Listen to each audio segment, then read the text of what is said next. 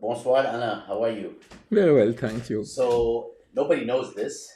Nobody watching knows this, but I spent about 2 hours trying to get here from the train station because of the Strike, demonstrations and strikes, yeah. which I cannot complain about because of my politics. So I have to act like I'm actually very happy, and we are a bit short on time, so we will get right to it.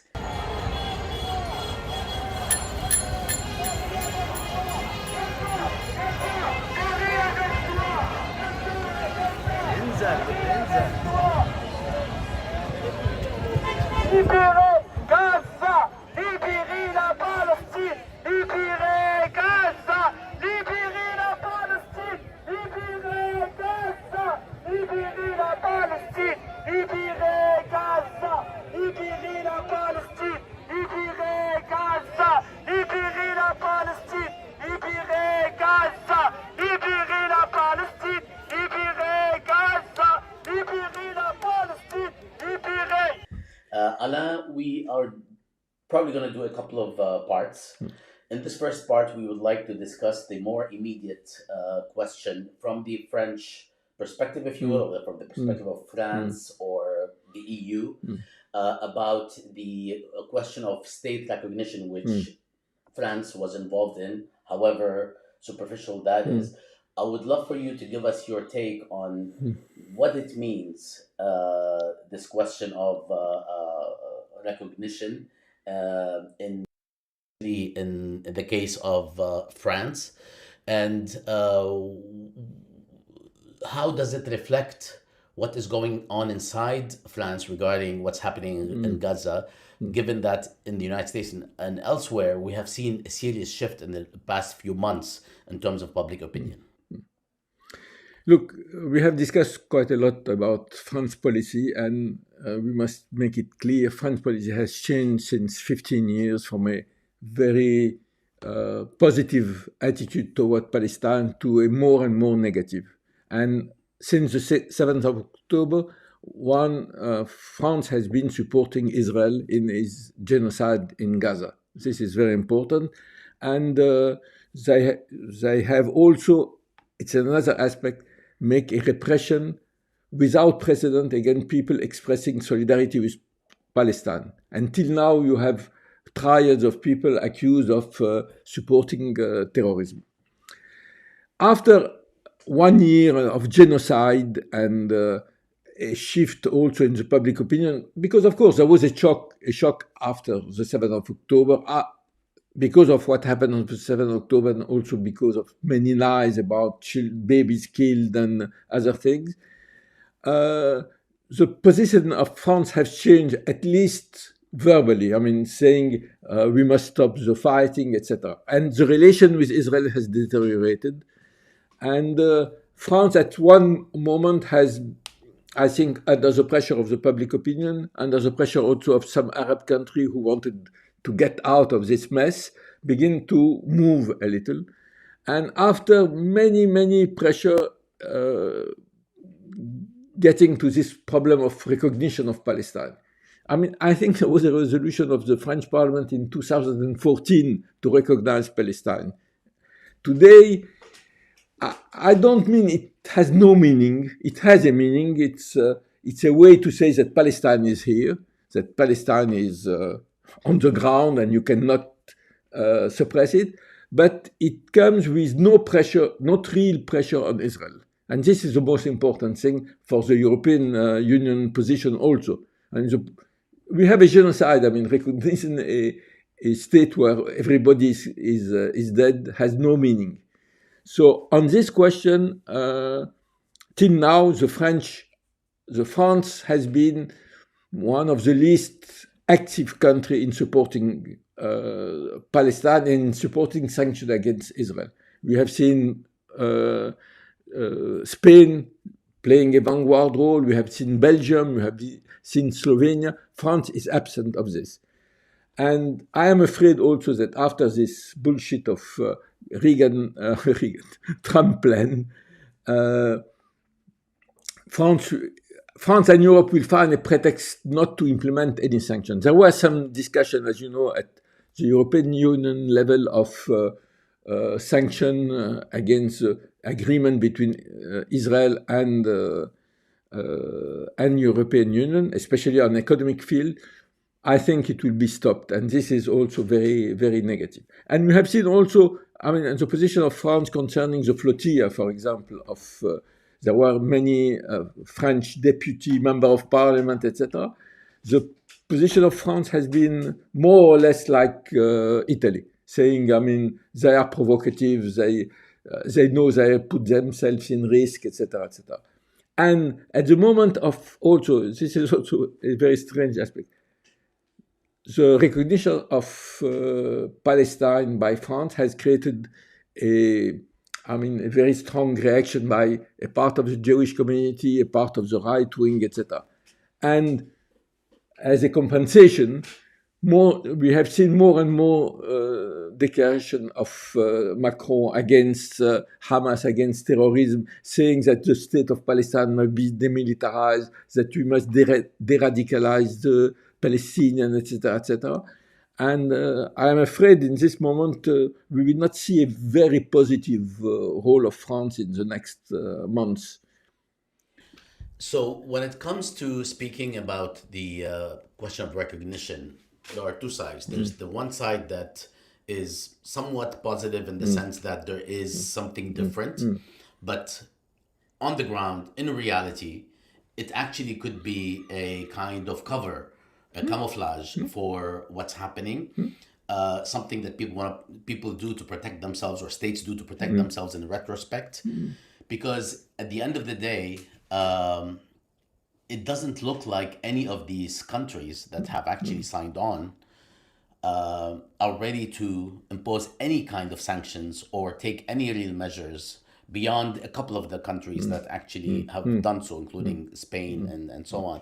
Is France in any way, shape, or form potentially likely to impose any measures if this continues, or you don't think that's possible in terms of sanctions? It depends on what will continue. If the genocide continues as it is now, the pressure will mount against the French government. So this is why I'm afraid in some way by the Trump plan, that the idea that something is solved and we are in negotiation, and there are negotiations, but at the same time people are killed in Gaza. And this give a pretext to the government not to do anything. But it will depend, of course, of the mobilization. It's strange, the mobilization in France, because you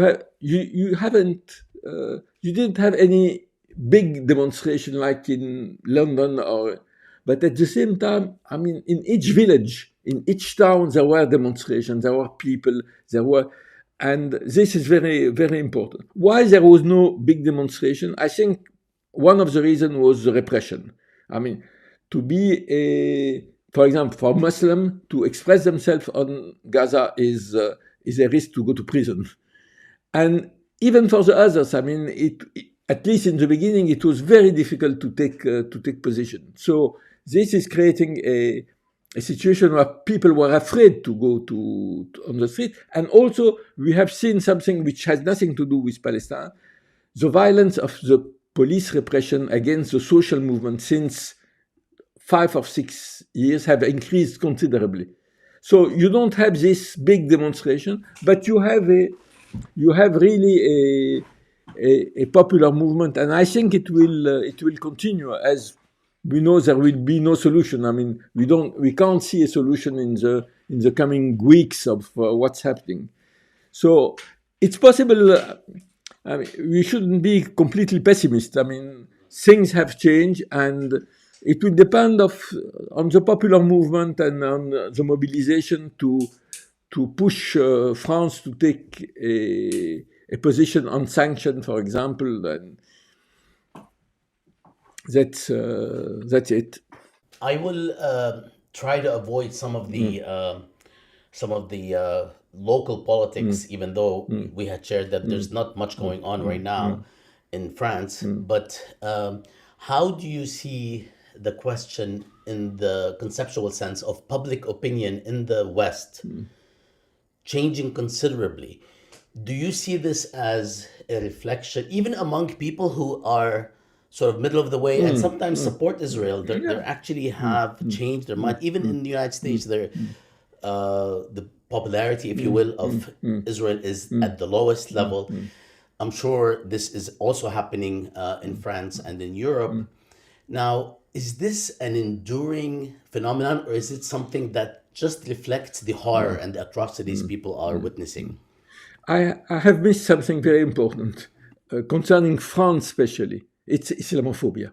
I mean, you have Islamophobia all over Europe, but for 2 or 3 years, most of the political force, including Macron, has played on Islamophobia cynically. And this also is the idea that there is a threat from the Muslim, they are going to take power to change our society, etc. This idea, which was some years ago only the idea of the extreme right and the Rassemblement National, is now widely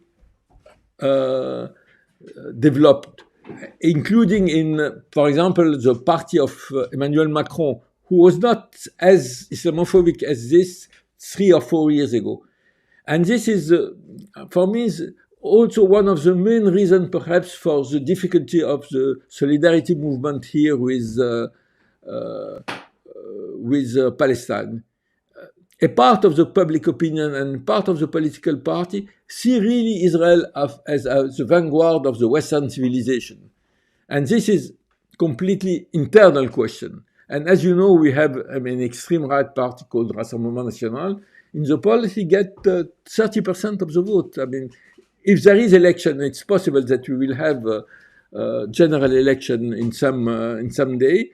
They may win the election, and this is very, very dangerous.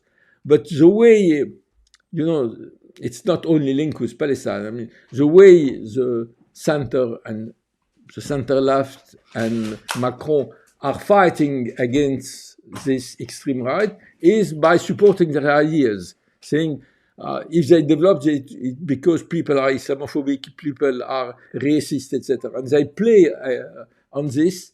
And this is very dangerous, and it has consequences not on Palestine, of course, but more widely on the political situation in France.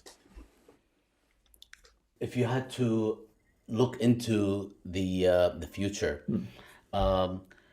is what's happening in Europe at the level of balance of power, at the level of great power politics, great powers politics, are we seeing any kind of shift in terms of balance of power between what's happening in here in Europe vis-a-vis Ukraine, vis-a-vis the rise of China? Are we seeing any potential shift that, and of course vis-a-vis what's happening in the United States with the kind of hyper nationalism of a certain variety? Is there a potential rift that we might expect to see more of between Europe and the United States? No, I don't think so. I mean, Europe has been, very complacent to Trump. I mean, they have been to see him, they have accepted all his dictate, and we have seen, it's not only Europe, to be very frank. I mean, all the leaders now go to Washington to have the approval, and Europe is not, it's 27 countries. It's impossible to have a common point of view. There is no desire of having an autonomous politic from United States. The problem is that United States don't care about Europe. This facilitated some rift. But there is also, on the international level, we must think what you said about nationalism. When we see Gaza and Palestine, we can criticize, of course, Europe and United States. They are arming Israel, etc. But the rest of the world, speaking of government, where are they? Very few governments are doing something. Neither China nor Israel, nor Russia, who has very good relations with Israel, has made any pressure. And this is also very dangerous because it's only popular movement, and they are important, but it's not enough. we don't have the kind of non-aligned movement which supported South Africa, for example, in the 70s and the 80s. Now you have the rift to ultranationalism. It's not only in United States, but you have this in India, you have this in China, you have this in Russia, and it's a problem. In some way, I want to say that the popular movement, which has been, I don't think we have seen such a popular movement of support since South Africa. At the same time, we don't have at the level of the state, except some country like Colombia, who are able to push on the international level, on the intergovernmental level. Would you see the problem in Palestine? Let's talk about Palestine. Would you see the problem that we are, not the problem actually, I mean, because it's a catastrophe, but do you see the potential plans that are now being addressed by the Trump administration? And of course, the sway that Netanyahu has had in the recent meeting. Do you see this as just a charade, or do you see it as a realistic, intentional project that Trump and Israel are going to embark on in terms of their plans for Gaza, whether or not Hamas surrenders? This is, of course, in my view, this is just an excuse, because this is not about Hamas. This is about ethnic cleansing and clearing Gaza. But do you see the intention to be real behind what they're saying? I think the intention of Israel is very clear. They want to clear Gaza. They want to clear the West Bank. I'm not sure United States are exactly on the same level. For them, they support Israel. It's not exactly the same. And sometimes they say, okay, there will be no annexation of the West Bank, etc., etc. But is Israel able to implement this plan is another question. I mean, as I said, Zionism was a big success in creating Israel, but it was a big failure in the fact that they have not been to cleansing ethnically Palestine since 1948. Until now, on the land of Palestine, there are as many Palestinians as Jews. And this is a really quagmire for the leadership of Israel. But to be able to implement it on the ground, it's not so easy now. I mean, as I said, in 1948, 1949, it happened. Nobody saw it. I mean, really, in the proper sense, nobody saw it. If you read the Western press, nobody spoke about the ethnic cleansing. Now you have it on live, and it's more difficult for Israel because you have also on the popular movement a kind of boycott of Israel, which is at the same time open, but at the same time the people that Israelis are not welcome in Europe, and this is a problem for them. It's creating a pressure on the Israeli public, and on this we should continue and be optimistic that can change something. But very quickly, at the level of Europe, because we're ending this segment shortly, which country is the most recalcitrant in moving